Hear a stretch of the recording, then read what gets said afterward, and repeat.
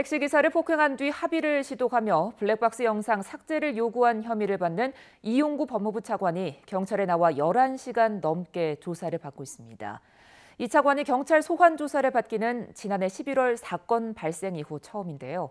취재기자 연결해 자세히 들어봅니다. 임상호 기자.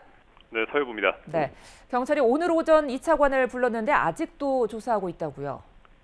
네, 서울경찰청 반부패 공공범죄수사대는 오늘 오전 9시쯤에 이용구 법무부 차관을 피고발인 신분으로 불러서 지금까지 11시간 넘게 조사하고 있습니다.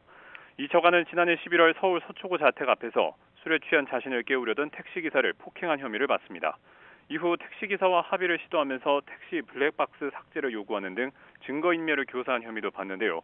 경찰이 이 차관을 소환 조사한 것은 지난해 11월 사건 발생 이후 6개월 만에 처음입니다.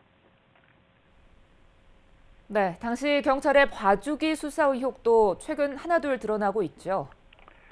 네, 그렇습니다. 해당 의혹에 관한 조사도 현재 경찰이 진행하고 있는데요. 당시 사건을 맡았던 서울 서초경찰서는 택시기사가 처벌을 원하지 않는다며 이 차관에게 반의사 불벌죄인 폭행죄를 적용하고 입건하지 않고 내사 종결했습니다. 이런 사실이 뒤늦게 알려지자 경찰이 피해자 의사와 무관하게 처벌하는 특가법상 운전자 폭행죄를 적용하지 않은 것이 봐주기 수사라는 비판이 커졌는데요. 지난 1월 꾸려진 경찰 진상조사단의 조사 결과 봐주기 수사 의혹을 뒷받침하는 정황들이 하나둘 나오고 있습니다. 우선 서초서 관계자들이 이 차관이 초대 고위공직자 범죄수사처장 후보 중 한 명으로 거론된다는 사실 등을 알고 있었던 겁니다. 또 당시 서초서 형사과장은 사건 다음 날 출근해서 이 차관 혐의와 관련한 판례를 검토하라고 직원들에게 지시한 것으로 파악됐습니다. 진상조사에서는 또 이 차관이 택시기사를 폭행하는 모습이 담긴 블랙박스 영상을 담당 수사관이 확인하고도 묵살한 사실도 확인됐습니다.